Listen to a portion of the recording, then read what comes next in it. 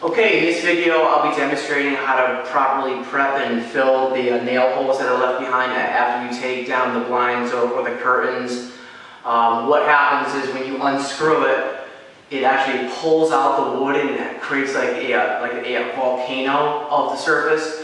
And to properly prep and to fix that so that you don't see it after you paint it, you have to first fix the surface. And what I do is I use the back of this 1-inch blade. It's a flexible blade, and on the back of it there's a steel edge.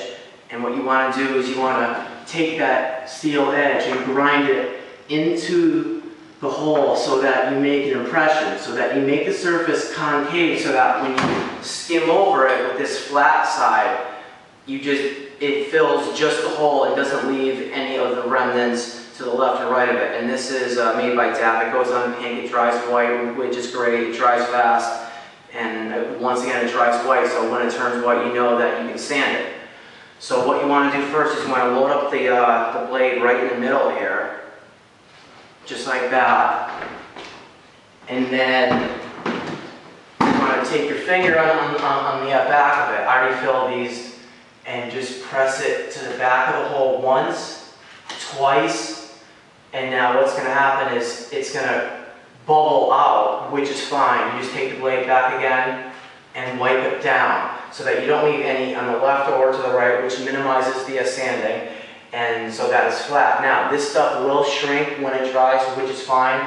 It'll shrink, it'll dry to a concave surface, but once it dries, we can just go right back over it and skim tightly so that it fills whatever shrunk and that there's nothing to the left or the right of it, which minimizes the sanding.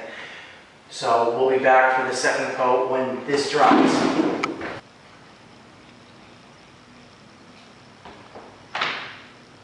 Okay, so we're back for the second coat. This has dried. As you can see, it's white, and what we're going to do is we're going to just use this sanding pad just to lightly sand down the surface. And that's it. Because I skimmed so tightly, I didn't leave any residue to the left or to the right or on top of the surface. When it dried, it dried concave. And now what we're going to do is we're going to put the second coat on. So we're going to grab our tools and our material, and we're going to put it right in the middle, just a little bit, because we're only going to fill in just the concave part of where it shrunk. So there's a hole here and there. So take it once. And skim hard so that you don't leave anything there. And that'll dry, and then all you have to do is just lightly go right over the surface again, and the surface will be totally smooth and flat, and when you paint, you won't be able to see those holes. Those holes won't flash through the paint because the surface will be totally smooth, and that's how you fix a hole in the window casing, as not to see them in the future. Okay, so we have filled the holes twice, and now we're just going to give it a light sand. And once again, there's minimal sanding because I skimmed it tight with the 1-inch blade, and that's that.